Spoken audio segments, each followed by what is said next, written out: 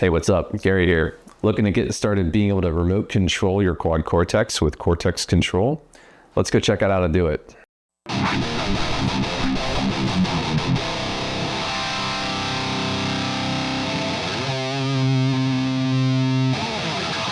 So about a year or so ago, Neural DSP released an application for Windows and Mac OS that allows you to remote control your quad cortex via USB.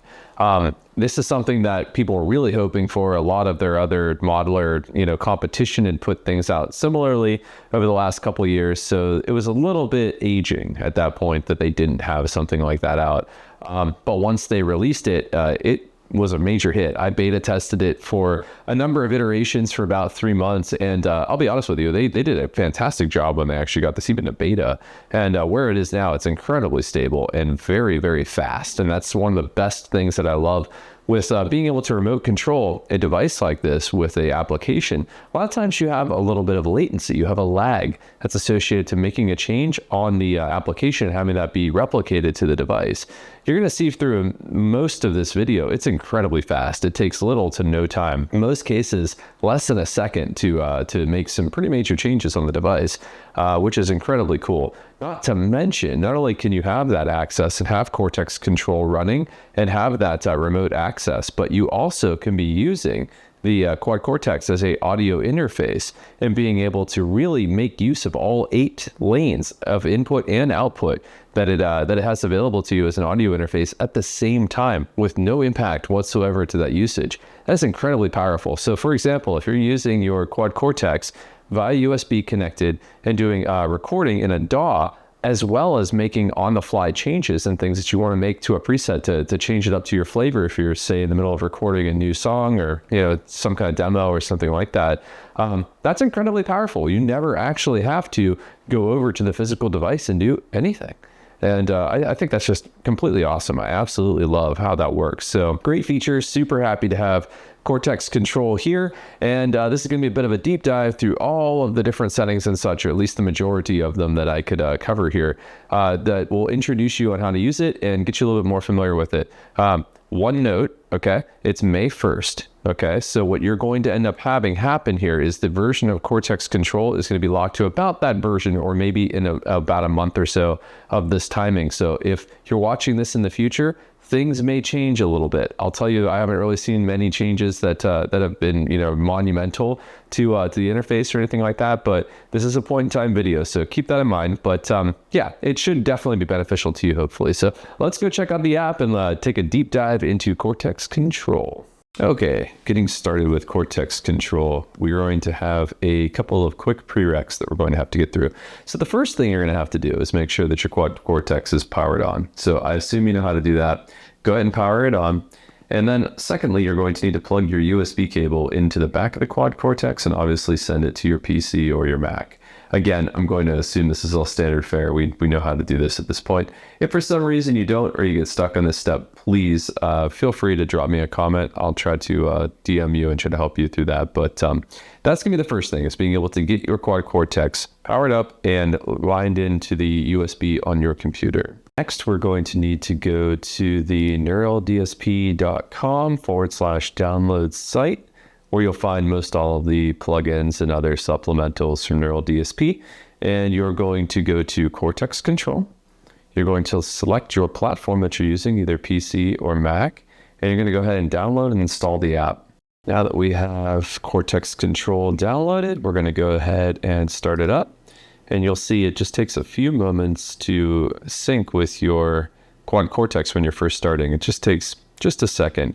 As soon as it does, you're going to see the exact interface of what you see on your quad cortex screen in Cortex Control right here. As you can see, we're both looking at the EV1013 red channel, like I've made a couple other videos on recently with that same part. So it takes little to no time whatsoever for it to completely sync this interface with your quad cortex. So in this tour of Cortex Control, I'd like to basically walk you through features of how to interface with the grid, and then walk through a little bit about directory, and then maybe some of the other features like being able to work with settings and different things remotely, as well as like looking at a couple of other items like using tempo and interfacing with MIDI, and even looking at the tuner from this point of view, because this really is going to become an all-in-one interface, and you might very well find yourself a lot of times jamming and practicing and doing things by just having your Cortex kind of off in a corner potentially, and just leveraging this app for a lot of its feature sets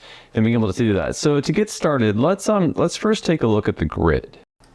So let's take a look at some basics of grid functionality when it comes to leveraging Cortex Control. I'm going to show you a couple of things that are pretty dang cool here. But the main takeaway I want you to see is the focus on the interface is very much that of making it look as similar to the actual quad cortex as they can. So they want this interface to match as much as possible. Okay, that way you have that familiarity of working with the device and understanding exactly what these things are. So it should be no mystery to you when you open this up that you're very much just mirroring what's on the device right now. In fact, you can see clearly from the screenshot on this other side of my camera here that you can see exactly what preset I'm on. So if I go and choose another one, you'll see that change directly on the device, right? So any of these things you're changing happen in near real time. There's a small, slight delay, but I mean, it's no more than a couple hundred milliseconds at most. It's pretty fast when things are happening. And that's the really cool part, is anything that you're doing with devices inside of Cortex Control and vice versa from the device itself is going to be reflected here. So for example, one of the things that I can do, if I go to the quad cortex right now, right, and I go and disable device, there we go, I disabled the amp. You'll notice that now it is reflected in Cortex Control. That exact change has happened. And now if I go and re-enable it, or re-enable, we're able to make this happen. Same here. If I go and click on the amp here, and I click on, yep, let's bypass, you'll notice immediately on the quad cortex interface, it's now grayed out, it's not on. And if we click again, there it is, it's right back. So everything that you're doing is directly influencing the interface in the quad cortex in near real time, which is really cool. That's a pretty fast thing to have happen there too, especially with all the different data that's being sent back and forth with these presets. Anyway, so what are some of the things that you're going to have familiarity with? Well, the first thing you're going to see on the left-hand side here is all your different device blocks and types. This is the first thing that we're really going to be looking at, which should be very much something you're familiar with, because all of those device blocks you've been looking at your device are exactly as they are on the quad cortex in Cortex Control. So that should be really straightforward and easy for you to interface with and understand. All of your benefits that you have from working with your computer, one of the first ones you're going to really see here is just being able to leverage a mouse to be able to go through some of these menus instead of having to consistently swipe up and up and up and trying to do that. I love the fact that this is a touch control, and I do know that there are obviously some things you can do with the different stomp pedals that have built-in knobs on them to be able to, leverage the knob to kind of navigate some things. That's cool, but obviously this is a lot better of an interface to just do things quickly in a way that might feel a little bit more natural. Now, if you're a person that's completely adverse to using computers or doing anything like that, maybe this doesn't feel natural. And if that's the case, that's fine. I totally understand that. But for me, I like using a mouse to be able to navigate things. I think it's a very natural interface to me. And so being able to remote control this thing is really powerful to me using this type of view. One thing that I would like to be able to show you specifically is interfacing with the grid, being able to add device blocks in and out, and then also introducing a couple new modes to you and what you can do with that. And one of the first things I want to show you is something that I use very frequently, and that's called auditioning. Okay, so you can audition different things that are inside of these presets with any kind of device and make no lasting change to that preset. Let me show you what I mean by that. So let's take the California Tremor Red preset that I have right now. This is just the factory out of the box one, okay? And we're gonna go ahead and just single click on the amplifier block, which obviously I'd already done. So this is now pulling up all of the different factory amplifiers, both guitar and bass, that are available to me to be able to interface with, okay? And if I scroll up and down, I'll see CA Tremo Red is the one that's in green, which means it's the one selected for this preset. It's the one that the grid currently has selected as an active amplifier block. So if I go anywhere else and I single click on any of these amplifiers, single left click, I should say, I can go into what's called auditioning mode. So if I take the D cell H4 channel 3 and I single left click, you'll notice up top, right above the grid, it says auditioning right now. I can now hear that amplifier.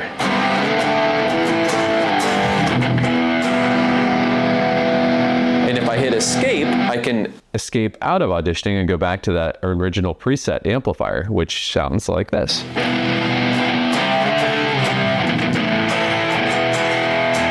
So if I want to audition something else, I can audition as many as I want. As long as I'm single click, left clicking, I can audition any kind of amplifier. Let's try this guy. What also is really neat, as you're in auditioning mode, you'll notice all of the auditioned amps parameters are all available for you to tweak. So if I want to be able to tweak some of these out and make this happen, I can totally do that.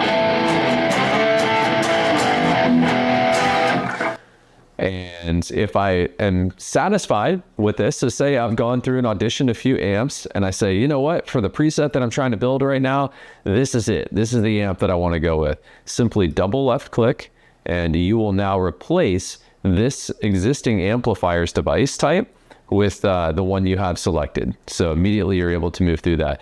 Now, let's say you've done that and you're not happy with that change or any change that you're making for that matter, and you want to undo it. Okay, the undo button is right here, and you simply left click that undo. So in this case, we backed out that action, and now we're back to a auditioning mode. I hit it one more time, and now I should be back to being able to have the last original preset amplifier in place. You can do this with any devices out there. So any devices in the block. So say, for example, I want to look at cabs. I'll click on cab really quick and scroll through what we have for guitar cabs. Right now, this preset is using the 412 CA stand OS AB3001. Mouthful. If I want to be able to change that cabinet, I totally can. By single left clicking, I can audition any of the cabs that are existing from these presets.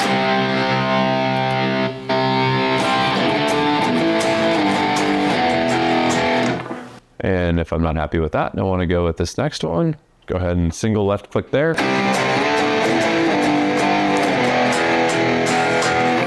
Just like you did with the amp, you have full parameter control while you're auditioning. You can make any changes you want. And if you're not satisfied with it, you just go ahead and hit escape. You're right back to the original state that you were in before you started auditioning. Again, this is for any device, which is super easy. I love the fact that you're able to do those things and make that happen. Let's go ahead and take an example now. I'm just going to get rid of this so I can make an extra block up here. I don't really care about that utility gate that was there right now. Let's go ahead and take an overdrive, right? And yeah, let's go ahead and try to drag out a green 808. Who doesn't like a green 808?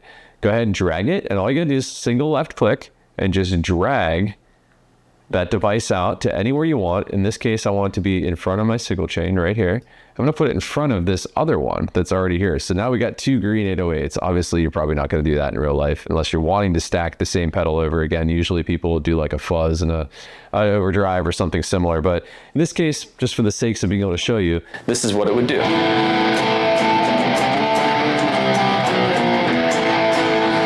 And just like I was showing you with the ability to audition anything else, single left click will now allow for me to audition anything in that space.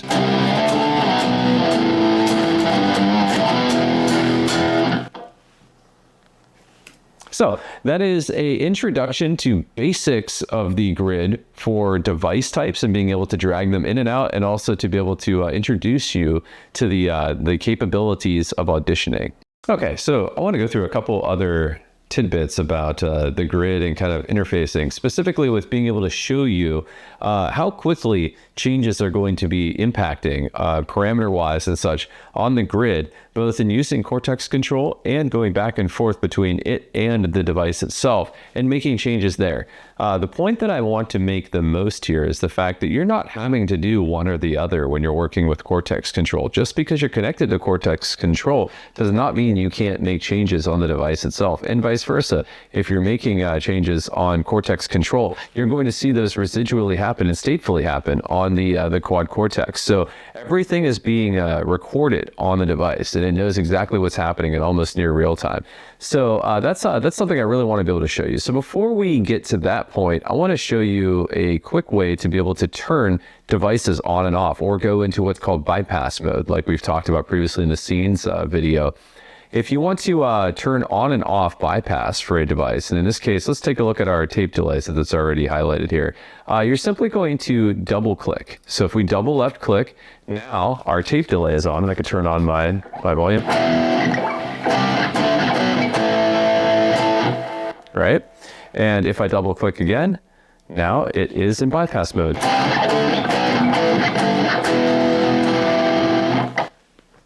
Now, you can see, obviously, if you were watching both Cortex Control and the device here, that you saw it gray out, right, when it was in bypass mode, and then come back and be bright without the line going through it as clear when it was in non-bypass mode, which is cool. Now, if I actually tap on the device block here, I want to be able to show you, and let's re-enable by double clicking. So we'll double click, and now we'll see we're not bypassed, and everything is lit up and not grayed out, right, basically.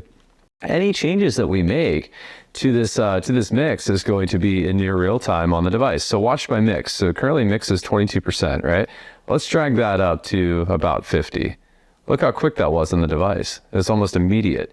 Now, if I go to the quad cortex and I just tap and drag back down, look at that. It's reflected almost immediately in Cortex Control. So you have the ability to go back and forth between the Cortex Control and the actual quad cortex itself for parameters and make any changes you want to, and you can totally make that happen easy here. Now, another great thing that helps, and it's something for me, my OCD kind of goes nuts. I don't necessarily love to leave things with a point float, right, for most of my settings. I like them to kind of be precise on numbers, just so that it just makes me feel better. Sometimes, don't get me wrong, sometimes, especially when it comes to like dealing with, like, for example, high pass, low pass, like you're seeing on here, obviously, like, you know, every hertz counts, right? And there's sweet spots in the middle there.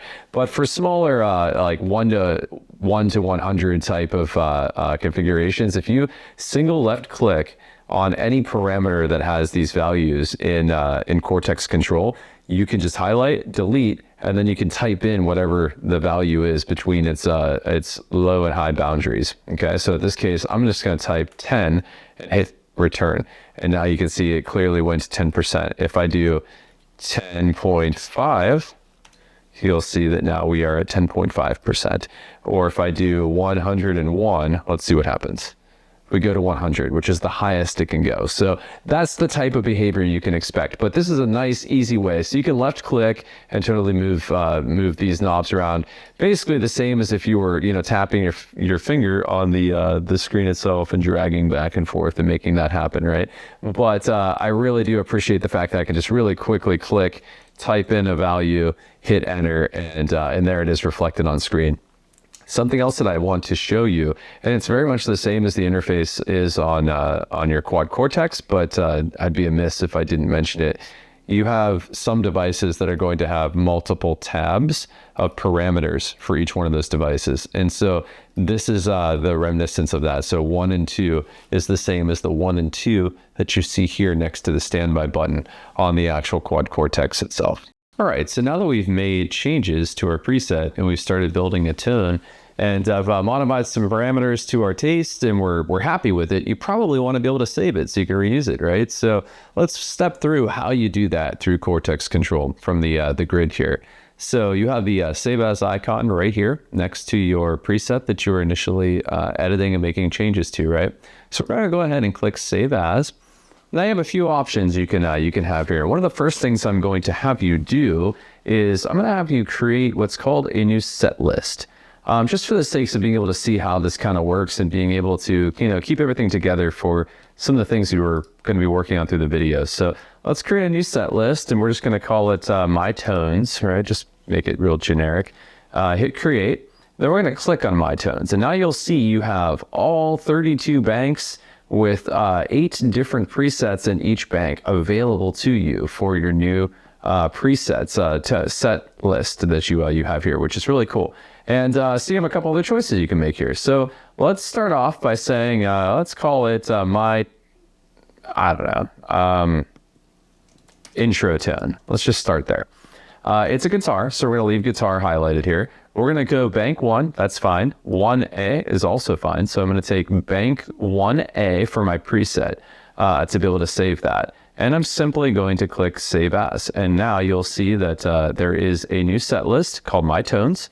And in the first bank, and if I click between these, I'll just show you how that navigation looks. If I click on bank 1, and I go to 1A for the preset, I see intro tone. And now if I just go up here and click on that again, I can see the grid shows up now with that view, and I totally have this available to me. I'll turn on the camera like this. Let's hear that tone.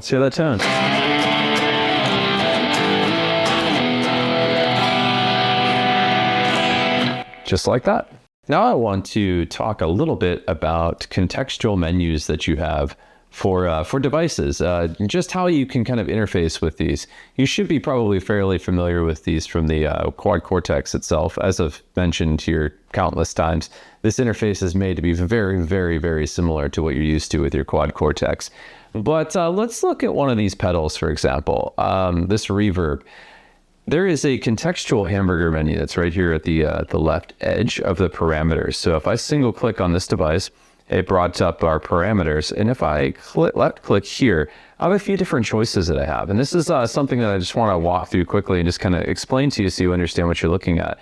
One of the best parts is being able to reset the defaults. So the defaults for this are what you initially were looking at. So if I go through here and just monkey around and just change everything here, and I'm like, I hate this. I don't like the way this sounds at all. I want to change that back to the originals. Simply click the 3 ellipses here, reset the defaults, and it'll take it right back to where it was when we first started. So very easy to do. You can also set parameters as defaults. So you can actually override what these defaults are. So if you know out of the box, I really don't like the way the Quad Cortex has some of these defaults. I want my defaults to be painted in every time I drop this specific device out into the grid. You can set all of your parameters to flavor here and hit set parameters as defaults and override what the Quad Cortex knows as those defaults. So pretty cool thing you can do there. You can also assign an expression pedal. So if this is something that can interface with the expression pedal and you're using one and have it wired up with a TRS cable to your Quad Cortex, you can absolutely do that as well. I have a expression pedal on my board too. We'll get into that after a bit when it comes to like showing you walkthroughs of how to assign and what you can do with those with like volume and wah and all different effects that are able to do that. But for now, I'm just going to point it out and kind of move on. Another thing you can do is assign these different types of effects to stomp pedals directly from this interface, which is really cool. So in this case, you can see that right now it's assigned to foot switch H, right? So let's say I choose E instead. Okay, now you can actually change being able to turn that on and off by going to that mode. Right now we're in scene mode. I could see that right here, and also you can look on the Quad Cortex and see that it says scene right there. So let's go ahead and click up here to stomp mode.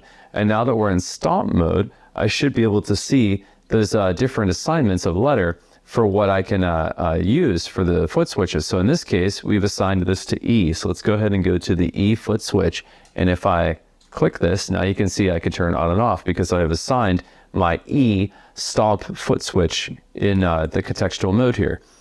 Change bypass to mute, pretty self-explanatory. It can bypass, but it can also completely mute. So if there's something that adds a little bit of noise to your channel, this can change that behavior when you are actually turning it off. Also, other devices too that might be sending some kind of MIDI signal or something like that. This is the reason why you might want to have it mute instead of completely bypass, because you still want signal to pass through it. It's kind of an off case, but it does happen. Also, copy device. This is a really interesting one. So you can literally copy and paste different devices across the grid, and you can do this on the quad cortex as well. But it literally is Control C and Control V, very similar to what you're accustomed to, or Command C, Command V, depending on your system you're on. But yeah, you could totally take a copy of a device and go out here and paste it back into the grid. So let's say, for example, I'll just delete this for a second, pull this out, acting like we're going to make another device here. Literally, I can just tap, I can left click once into the area I want to paste, and just hit, in my case, I'm on Mac, so Command V, and it pastes that device and all of its parameters, just as I had it set, right into that place. I can also hit Control Z or Command Z, which is the same thing in most common like Microsoft Office products and stuff, to be able to undo. That is also bound just the same way to Cortex Cortex Control. So if I hit Command Z, I can undo that change. And if I do it again, now I see the devices, stepping back each step, and I'll do it one more time. And now my device that I had originally deleted in order to be able to show you copy and pasting is now back. So that's all the different contextual menus that you have with parameters. And I've also shown you a couple of those keyboard shortcuts for being able to copy and paste devices around in Cortex Control. Let's take a look at the rest of the supporting menus that are on the grid. That way you have a little bit better of an understanding of how this interface works to do some common things that you might be interfacing with, like changing your different gig view modes, and just being able to interface with saves and directories and doing things of the sort. Now, I am going to walk you through directory pretty soon, but I'm not going to go too deep into that. But for now, I have a factory preset loaded. It's unmodified right now, so that's just in this spot. If I click directly on the factory preset name, this is where I can actually choose any of the presets I have. So for example, if I go to my directory I have here, I have some presets that I've made very specifically for me. This is in my own set list that I have, and those are my presets. But if I go over here, I can still look at all these factory presets that are locked right now, locked in place. So you can't override them. You can't save over top of them. So you'll always have your presets kind of fresh and clean for you to come back to. But this is how you can kind of interface here and make those things happen. As you can see, also you have a search and recent and favorites, etc. This is really cool to be able to start to interface. And also, as you've kind of seen from Cortex Cloud, if you have things that you're downloading as like cloud presets and things of the sort, like IRs even, some of those things are going to show up in these areas too, which is pretty cool.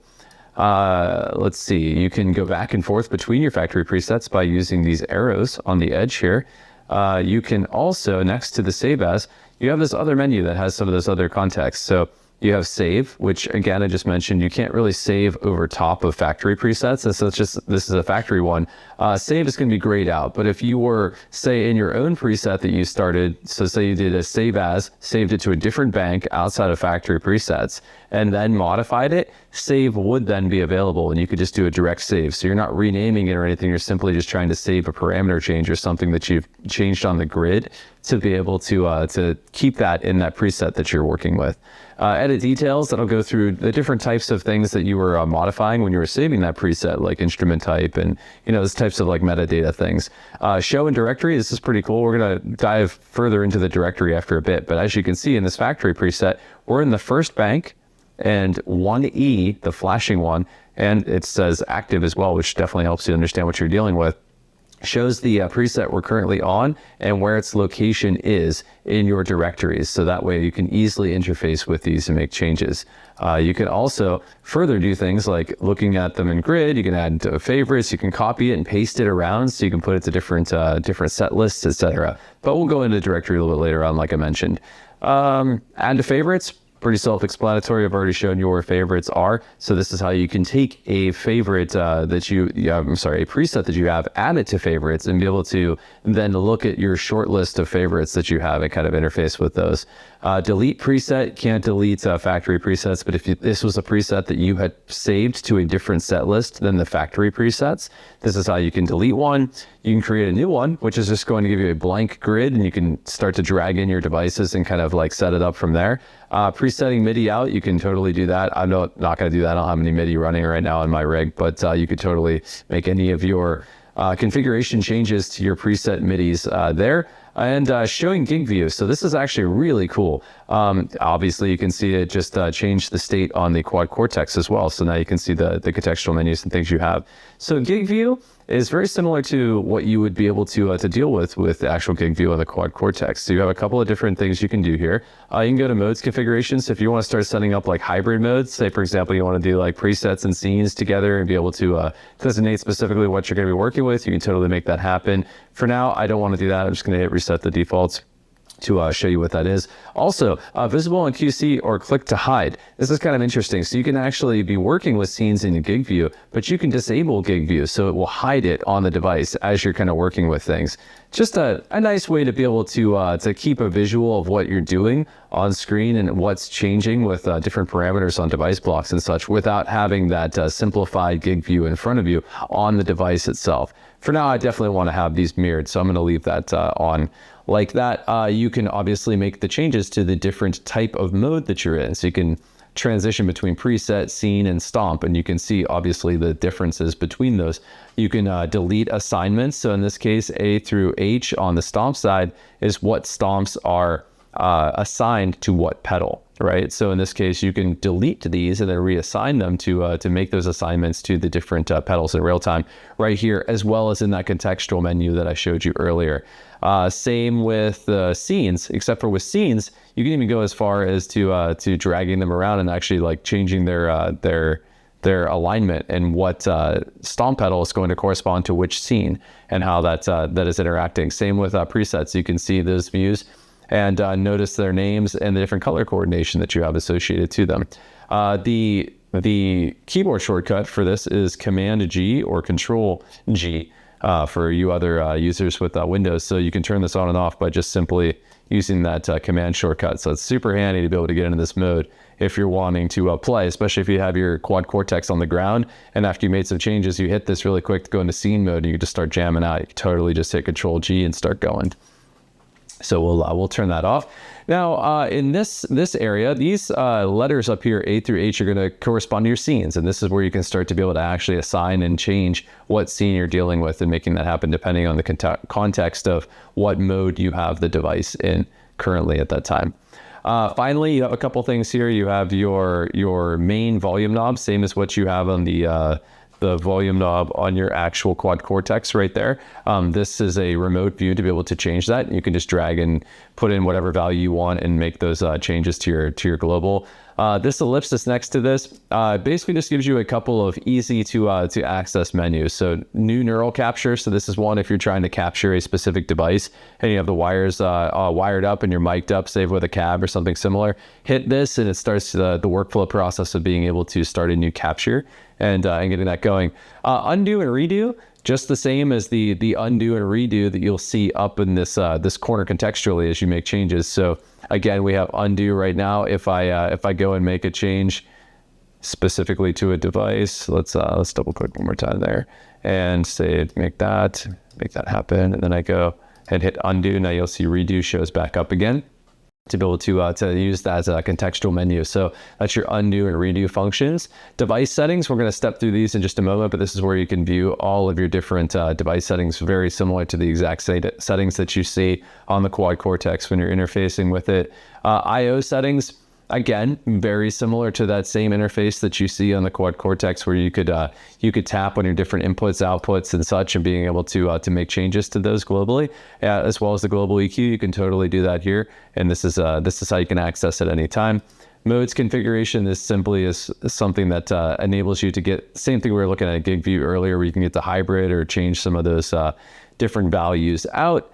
And obviously about and help such, like you can have those be self-explanatory, and access to your account. So if there's things you actually want to change on your profile, right, that's out in the Cortex cloud, you can totally go here, hit settings, or completely unlink your device. So for some reason, let's say you're gonna sell it, or something's wrong with your device and you need to basically just turn it in and have an RMA happen or something, you can unlink it from your account here before you do so that way it's not going to be a ghost device that's stuck on that account. Let's now take a brief walkthrough on the actual device settings. In Cortex Control, there isn't really going to be any difference in what you see and what you interact with device settings in Cortex Control versus the actual device itself. There really is no difference, but I'm going to give you a quick walkthrough just to be able to kind of show you some of the things you can expect and kind of go from there, okay? So this will be brief. I'm just going to touch over a few of these. Obviously, my account to get started, this is going to be the profile that you've assigned to the Quad Cortex and the one that you have basically registered on the Cortex cloud. So that way you actually have this available. Right, so you have your different basic links to your profile. You can edit some things here if you want. If you want to unlink, say you're selling your Cortex or doing something like that, you could unlink here and then do a factory reset with your device to be able to freshly and cleanly send it to someone else. So that way they can register it too, if you're doing that. Backups, we've talked ad nauseum backups. I know I've gotten into a lot of that with you. This is just a place where you can basically control your backups in a centralized place. Okay, so that's that area. Connection, I'm not gonna click on that right now. This is just where your Wi-Fi connections are and such. Brightness, you got screen, LED lights. This is just simply the interface's screen, what you can do to be able to show those lights. If you want to dim those lights, if they're too bright in a really dark room, you can do so. Most people aren't going to be doing that though. Or screen, for example, like if you're playing during the day or something like that and you need this to be brighter, you can set it to brighter. And then in the evening, or if you're playing on a really dark stage, it's like, oh man, that screen's killing me, it's way too bright. You can turn it down here. And this is something you totally can do on the fly. Power functions, very self-explanatory. This is the same thing basically that you have access to when you long press on the power button on the actual Cortex itself, the capacitive button. When you press that, you get the shutdown, reboot, standby. These are pretty classic for being able to do that. And then the sensitivity of that button, since it is again pressure sensitive, is what you can set here. Actually, now that I see that too, I'm gonna set mine to low because I kind of feel like sometimes I'm sitting there, I'm gonna push a couple times to get it to engage properly. So good thing I'm walking through this. Lock the Quad Cortex. This is simply going to be self-explanatory. Click the button and it shuts down everything that you have here to lock it. To disable it, as it tells you that there's a specific sequence that you do to be able to get it to unlock. So it's not like it's locked. Now I don't know what to do to get in and out of it. There's a sequence to be able to get that out and make it happen. But this is really handy if you're doing some things with your Cortex and you walk away, maybe you come back, and if you got kids or dogs, cats, whatever, you know what I mean? Like anything can happen that can move some things around, and you don't want those settings to be monkeyed with. You can totally lock it down so that way you can leave the device running, but no one can play with it. Another really, really solid use case if you're a touring musician is probably going to be if your Cortex is set up running on stage, maybe off to the side stage, waiting for your set to actually come up, and you have other bands and other people kind of walking through and doing things. It keeps people from monkeying with stuff and potentially like setting something next to it, it falls over and bumps one of your settings. You don't want that. So it definitely comes in handy. Master volume knob assignment. This is really cool. So this basically takes that big knob that's on the left side of the screen there that you can use for your kind of global volume, right? That you have across there, master volume. You can set that to control different sources. And this is like really good. So depending on your scenario, you can have this kind of control all of these things or just a specific item. And then the rest of the controls for volume, say for example, if I uncheck all of these and I just had it for the headphones, right? And I'm obviously wearing headphones that are plugged into the headphone jack. Then that master volume control is going to control just that volume. Your out 1, 2, your out 3, 4, and your send 1, 2 are all then going to need to be adjusted with the volumes for their actual output gain. And when you start to do that, that's where your N levels, that's where you're going to, gain and levels between those two. That's where you're going to be able to actually get those volumes to change if you change the assignment of your master volume knob for something that's sending out in that manner. Now, that doesn't obviously count for USB sends as an audio device. Those are all going to be actually handled in the either the device's output settings for level and gain specifically for those interfaces, or on your actual computer itself when you're interfacing with those devices. Global bypass. This is an interesting one. So basically you can go through and globally bypass cabs and IRs for specific rows for every preset that you have globally. Now you might ask, why would I do that? Why would I care to do that? One of the ways that I think, and this is just what comes to my mind, I think there's a lot of different use cases for this, but one of the things that comes to my mind with attempting to do this would probably be like, say for example, you're doing a 4-cable method in a specific scenario where you're recording, and you want to have all your presets and things functional, right? To be able to have your effects and everything else you're doing, but you have physical devices that you're using for cabs because you're sending to a power amp that's eventually going to send out to an actual cabinet in a room to go record with, right? If you're doing that kind of scenario, this is a good way to make a bunch of presets and scenes work without you having to go manipulating each and every one of them and going to a bypass state for each one and saving it and doing all that, and like really then having to go back and do the same thing, when you're done. You don't have to do any of that if you're able to just globally bypass for now and do whatever recording you needed to do, and then go back in here and simply change this. It's a real easy one-stop way to be able to globally control whether or not those cabinets are going to be used in your scenes and presets. So it's a really cool one to have.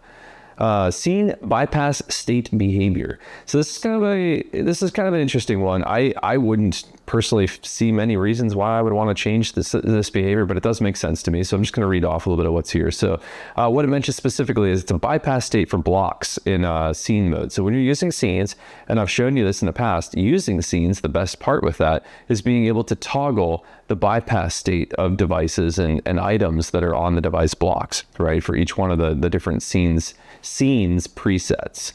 That really helps. So in this case, always overriding bypass state is what's happening. So whenever you're making saves and changes there, they're saved to that preset that you're working with. You can also have it not override bypass state when changing bypass via foot switches. So this is kind of interesting. So this makes it so you can make modifications on the fly, right? Specifically if you're in like USB, or if you're making like MIDI changes in a song, but it's not going to save that. So say you want to like make some complex changes in a preset at a specific interval of time, like maybe you're playing a song, and when you get on the stage, you're gonna have some synth parts that you want to like syncopate to some different audio levels of BPM and things of the sort. Like you're gonna control that via MIDI, right? So maybe you send that MIDI signal via USB, but you don't want to overwrite the BPM of that device in the preset all the time. You just want to override it very, very briefly and then kind of make that happen. This is maybe a potential way to do that, so that way you don't potentially save that wrong BPM or that modified BPM that you only want for a very specific limited time, and then you want it to come back and be normal for the majority of your set, or do something like that. In this case, it would make it so it could be overwritten, but it's not going to save it, right? So that's really helpful. And then never overwrite, which obviously means that whenever you're making state changes or anything of the sort, you can do it with any method. It's never going to save it. Again, I mean, maybe if you're playing with a lot of settings, that would make sense. I don't really know why you wouldn't save it at that point. Like if you click save, you're probably wanting to save that state the way it is. So I don't know. I'm sure there's plenty of use cases for it, but I don't really understand what they would be right now. So just letting you know, there is different behaviors that you can do with bypass states. And I think if you're finding yourself in the scenario where you need this, you probably already understand what these are going to do for you. But again, in the spirit of just walking you through the settings, I wanted to bring this up. Let's move on to stomp mode bypass. So it's a global setting where foot switches are automatically assigned to blocks bypass settings.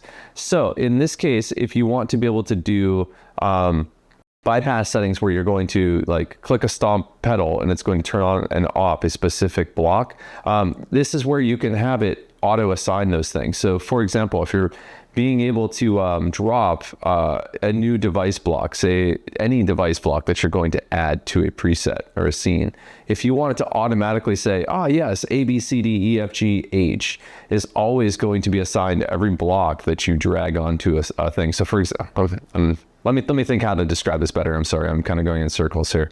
Let's say I have nothing on my preset right now, and I click enable on auto assign here. If I drag in a new overdrive pedal and drop it, it's immediately going to say, great, that overdrive pedal's bypass state is going to be assigned to letter A on the pedal. So that means turning on and off the pedal is always going to be a default state that's assigned to that device, and it's going to be given A. If I drag a reverb on next, and it's the second device here, then it's going to automatically enable the B pedal to be toggling the bypass state for that reverb pedal if you have auto assign enabled for stomp mode. And again, that's only in stomp mode. So that would be in the stomp mode, meaning that you're meaning to turn on and off and toggle different states and settings of a specific pedal using those stomp pedals. So that's what that usage is being able to do that. So if you know that you like to do that and you really like to use stomp for the most part, and you're not necessarily using, as many scenes or something of the sort, then this is totally something you can do to make your life a little easier. Swap tempo and tuner access. Enable to access tempo settings by holding the bottom right foot switch, and access the tuner by double tapping the bottom right foot switch. So this is just kind of an easy way to be able to gain access depending on what you use more. If you want to make that a multi-purpose button and you want to switch how that behavior works, totally makes sense. If you do a lot of BPM syncing and you really want to make sure that you get the timing right with that and you're on stage and maybe you just like to change it up sometimes, totally makes sense that you would potentially want to do this, because if you're less worried about accessing the tuner and more worried about being able to change tempo, or more worried about accidentally changing the tempo when you don't want to, this is where you probably would want to consider making a change with this. But again, that's totally up to your style and what you're comfortable with. MIDI settings. This is pretty cool. I've been working a lot with MIDI settings lately in Logic Pro. With the quad cortex and audio interface. It's really neat. I love the way this works. I love the fact that you can send MIDI over USB. That is a great game changer. I know this has been out for a long time, but I'll be honest with you, I've yet to see this. I've only ever dealt with MIDI going directly to my audio interface and making that happen. So this is a huge quality of life thing for me, because I really don't like having to deal with a bunch of MIDI cables, quite frankly. I much prefer things to be able to float across USB and make that happen. It just makes better sense to me, and it's two less, I guess, potentially cables that I have to use to be able to go back and forth to my audio interface. So this is where you basically can control your global settings for MIDI. Getting into, for example, quad cortex based MIDI channel, this is essentially just being able to select the channel that you look to be able to send across. And obviously you have Omni, which is all, and then you have 1 through 16, which is the standard fare of how many MIDI channels you have in most cases to send across that are specific for devices, right? So in my case, I have it designated to 1. If you want to just listen for any kind of settings to come through on any of the 16 channels, go to Omni. Otherwise, if you have devices that you know are very specifically only listening to send and receives and such on specific channels, this is where you can make that sync happen if you want.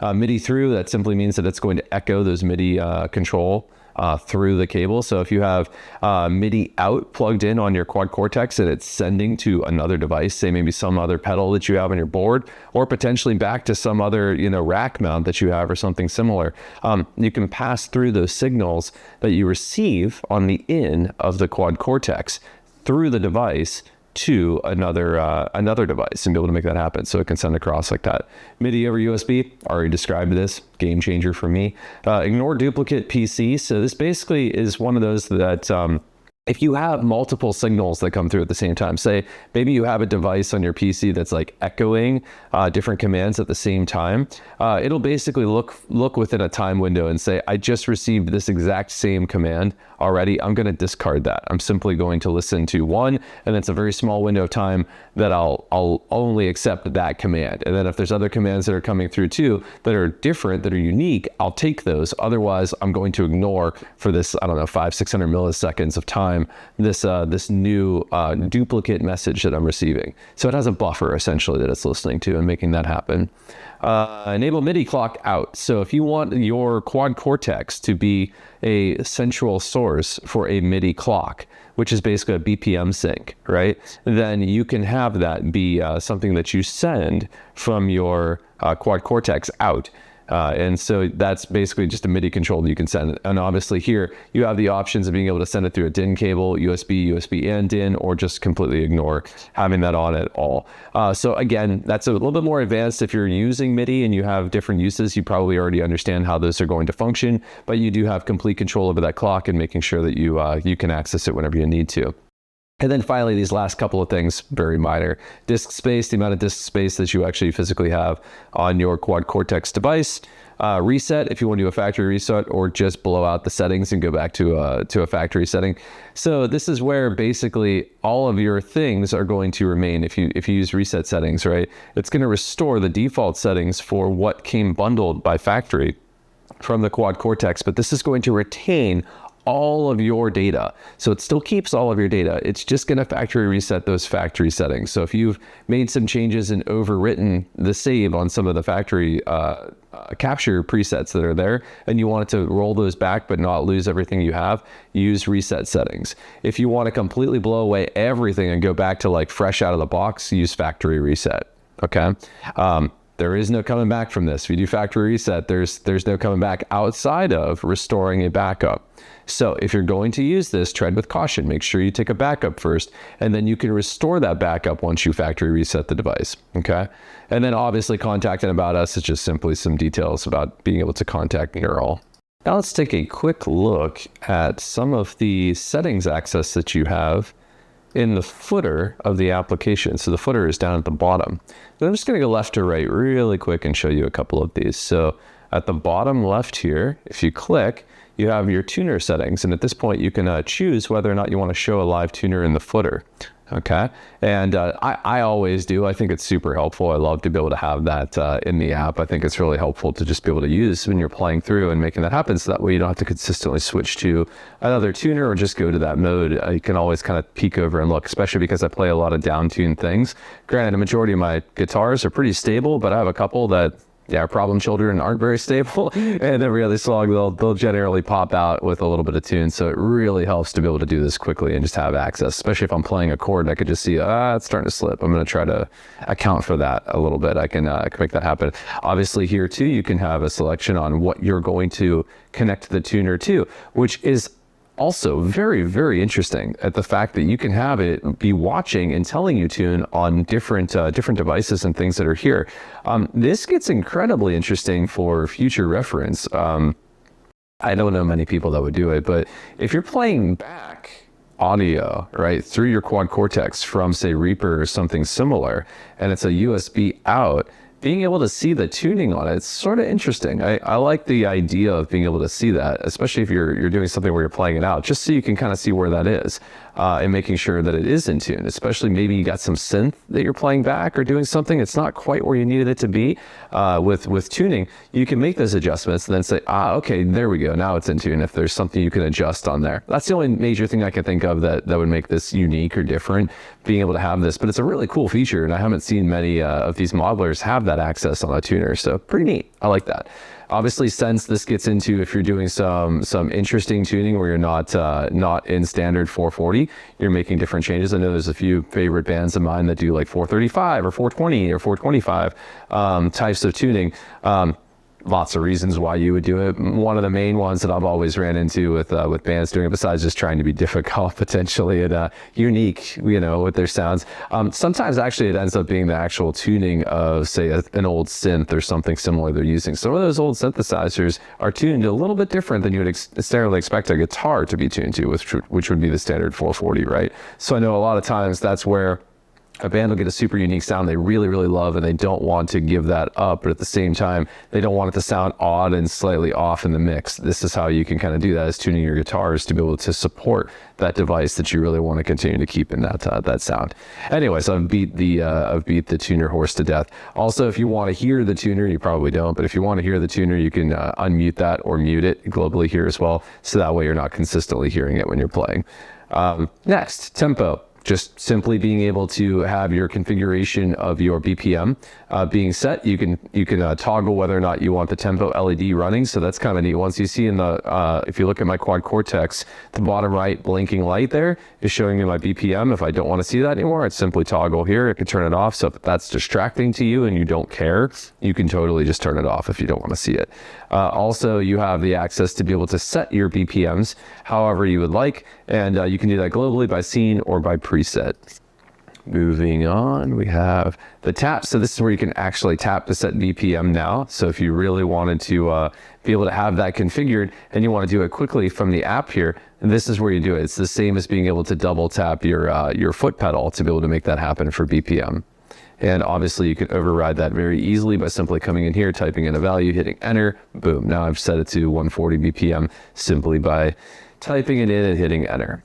If you want quick access to your MIDI sends, your MIDI out settings, especially for expression pedals and doing things of the likes, totally just click on MIDI down there, and now you can start the process of going through the wizard to click on the different things you want, and then it'll allow for you to set the messages that you want to be able to send. I'm not going to demonstrate that here, but this is where you can access all of that, okay? If you want a quick access to gig view, I love this. I use this all the time, just to make it a little bit easier to see what I'm doing and honestly to get things together. So if I'm going to cut a cover video or something and I actually want to use it and I'm not programming my scene changes with MIDI in my DAW, I'll generally like click this in a gig view right before I jump up and start playing, so that way I can actually like have a good easy way to see it. And if I'm capturing the quad cortex while I'm playing and making that happen, then it demonstrates those scenes really easily, and I can capture it directly from not only the quad cortex if I want to have my camera on and making that happen, but if I'm actually using it, I can simply just capture the screen here, right, for the gig view and be able to make that happen. But it's a really nice way to be able to toggle it on and off. Gig view is just really cool. Now this is a neat one. Sorry, if you care to be able to see the resource usage on your quad cortex, and this is something important, if you really start loading up your grid with just oodles of devices, right? There's specific devices that take more resources from your quad cortex to operate than others. So you really have to remember, a quad cortex, even though it's got a lot of processors and memory and whatnot, it's just a computer. It's got a finite amount of resources. The more things you pile in here with grid view, with your different device blocks, you can absolutely override this thing to a point where it's got too much running on the CPU. You'll start hearing clipping and audio defects and different things of the sort that'll start happening if you're leveraging too much on the CPU. If you go above its bounds of what it can do, which usually ends up, from what I've seen, about 85 to 90%, you start hearing clipping, you start hearing things happen. If you click this, you can see what devices are using the most resources. This is really helpful, and it's indicated just by that coloring you see there. So there's other ways that you can get into see a little bit more of that usage and whatnot. But this is just a good way to kind of tell you, okay, I'm at 51%. What are the expensive device blocks that are using my finite resources? Well, this is exactly how you can see it. As you can see, the majority of the time it's amps. They're pretty hungry. There's others as well, reverbs, especially if you start really setting up some trails and going really far with the decay and doing things like that, you'll see these start to creep up as well. So those are a couple of different items that you're going to see use a little bit more of your resources.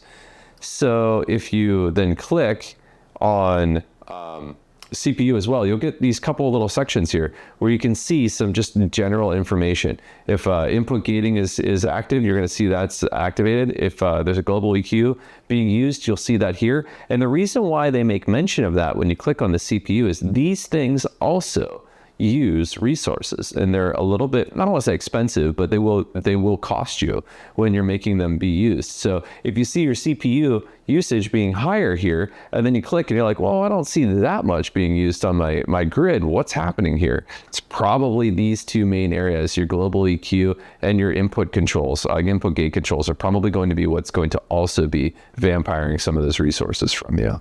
Let's now take a look at the directory in Cortex Control.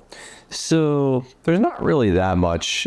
Directory is fairly self-explanatory, but I'm just going to run through kind of briefly what you can do here. Okay, so we start on the left side. You have 5 main areas of options. Okay, first being able to search, and you have the opportunity to be able to specifically choose what you're trying to search for and where. So you have presets, neural captures, and impulse responses that you have that you can basically just do a quick search to be able to find specific terms. So basically what's in the file name, right? To be able to find different things that are of note that you like. So for example, I just made a filter preset. So that's right here, filter, short bus. And then obviously there's also a neural capture that I have of a pedal that I've been recently demoing and making some things on. So this is searching across all of the items. So it's searching across impulse responses, neural captures, and presets. And you can dive directly into these things if you want to search for them, or you can just be able to search across the whole thing. But yeah, pretty standard search, right? It's an easy way to be able to find things. Next, if you have favorites that you've made, so if you've marked specific devices, presets, different things, the captures, IRs, whatever you have that you're considering to be your favorites in your short list of things you go to often. If you heart those items, right, inside of the presets grid, then you can come out here and actually be able to view them. It makes it really easy to start to find things that you want. I need to start doing this because I have a whole lot of captures and things. So I'm actually going to go through after this video and make some of that happen. But if you have favorites, this is where you can come to the directory and just legitimately see all of those here. And then you can interface with them. You can copy them, you can paste them, you can delete them, you can remove being favorites, you can upload them to the cloud. Whatever you want to do with any of those items, you can do by simply clicking on them and then making changes. And that's one of the things you can do here. If you even look at recents, just right clicking allows you to do a couple things, like pulling that to the grid directly, showing it a set list, adding it to favorites. You can make all that happen from right here. Next, if we click on presets, this is all of your things that you have on your device with presets. So what I mean by that is this is where you can create set lists. So if you want to create new set lists, if you want to create a new bank of presets to be able to save for a specific band, show, use case, whatever that is, you can do that here. So say, for example, if you got a band and you're touring right now, your specific songs that you're going to be touring with, the presets that you want to keep there, create a new set list here that's going to be your specific songs you're going to be playing. Pull in or create, whichever. If you need to create new ones, that's fine. But pull in, more than likely, the presets that you already had saved, right, into this new set list. And then you can toggle being able to just see the songs and the things that you plan on having in that set list for that gig or that tour or whatever you're doing. Or if you're just making an album or just saying, oh, this is my ambient chill stuff, put that into a set list. Oh, this is my ultra heavy metal stuff, put it into a playlist. This is my hard rock and classic rock, stuff, put that into a playlist. You get what I mean? So making a set list out of that allows for you to have a little bit of compartmentalization with those presets. You can make that happen. And it also makes it so that you don't just have to use my presets, because you can outgrow this pretty quickly, right? And my presets is good, but it's kind of a catch-all, and you probably want to get a little bit more specific if you're a musician that has many different genres and things you're playing. This is a quality of life thing. It makes it really nice to have. And obviously you can edit all of these things too. So I can drag and drop all of these different presets in my presets. For example, the new one that I had created earlier in the video, I can drag all these around anywhere I want, assign them to a different preset bank, and interface with them too. I can also favorite them here. So if I click this, it's going to put it on the favorites. Then you'll see it from now on. You can edit a majority of items with it. Opening the grid, edit the details, uploading the cloud, cut, copy, delete, paste.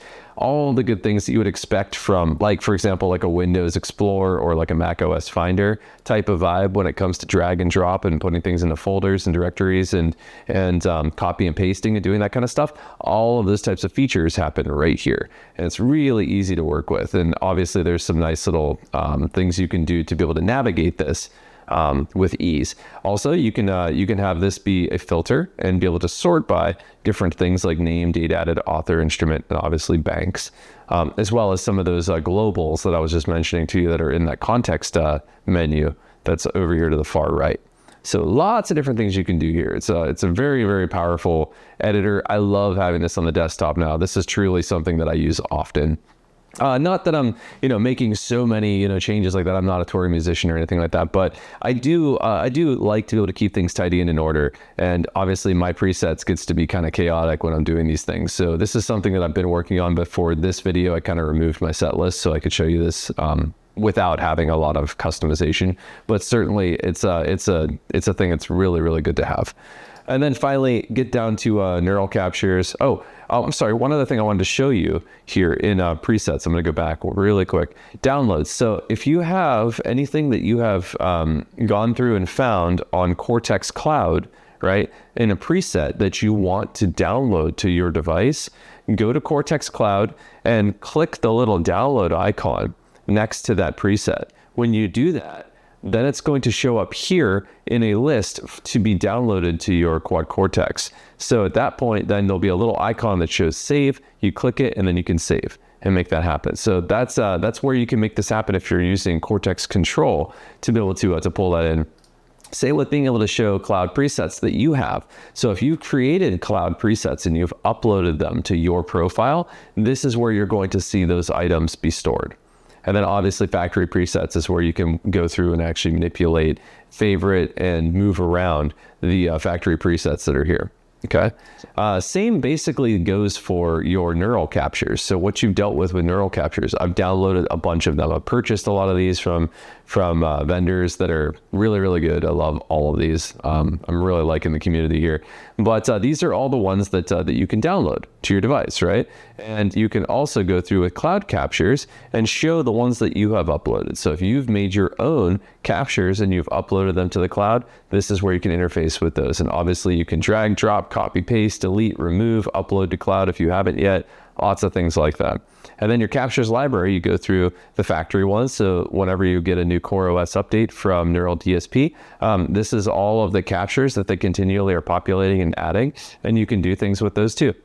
Manipulating them, basically just putting the grid. Because remember, this is factory stuff. You can't delete the factory things. They want you to keep them here. So they're all already embedded into the factory mode to have that. So really all you can do at this point is just like be able to find them easily with sorting and then be able to have them go to a new preset.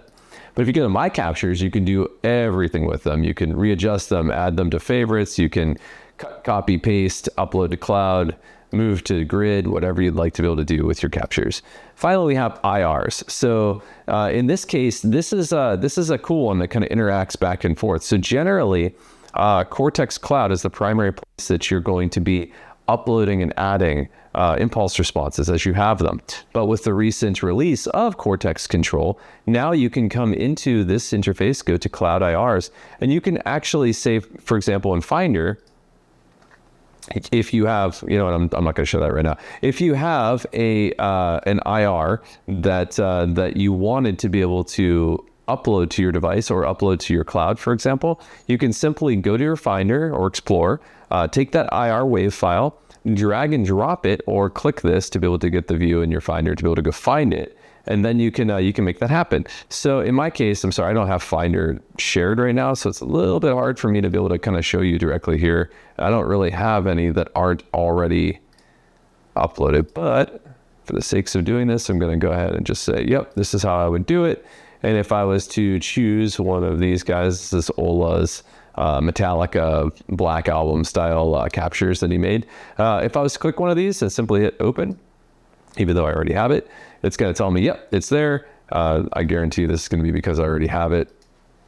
Yeah, I already have it uploaded. So it's just simply saying, hey, there's something that's already named that. I can't do that here. But that's as easy as it would be. If you had a new IR, you would drag, drop, or just click and then be able to go through your Finder or Explorer to be able to import that. Once you do, that'll import it to your device, your Quad Cortex, as well as giving you the option to click here and be able to download it if you want to do that. So when you upload, it's going to upload to Cortex Cloud, and then you're going to come into here and actually say, okay, cool, now I want to download this, and you'll download it directly to your Quad Cortex device. So win-win, because at that point, all of your IRs are synced out to the cloud. So if you have something happen to your device where you need to run a backup to restore, or potentially your device completely fails and you have to buy a new one, or they RMA and send you a new one or whatever, and you go to restore your backups, this is a good way to quickly restore all of your IRs as well. As the same as being able to search and be able to do things with your IRs that are already on your device. So in this case, this was going to upload it to the cloud. This case is going to actually download it directly to your device, right? When you do this without sending to the cloud. So if you don't want to have it in the cloud and you just simply want to put it on your device, then you just go to impulse responses here, drag it, and then you'll actually just be downloading it here. And then from this point, if you want to upload to the cloud, you can make those things happen too. So that's pretty much it for your Cortex control directory structure. There you have it. We're done with the complete walkthrough of the basic intro to Cortex Control.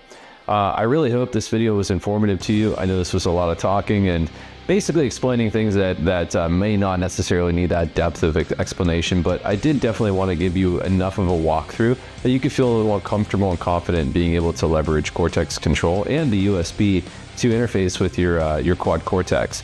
I think some people find it a little bit daunting, especially dealing with the device and the touchscreen and the mixing of the knobs and different things like that, of just being a little bit of a different experience than, say, being able to use, VSTs and actual plugin applications that work directly on your computer. If people have started there and then moved into this bigger modeler, this could definitely be daunting with that interface. So I totally get it. And I think that for some people, Cortex Control helps to also just level the playing field of the comfortability factor of how you interface with the quad cortex in a way that works.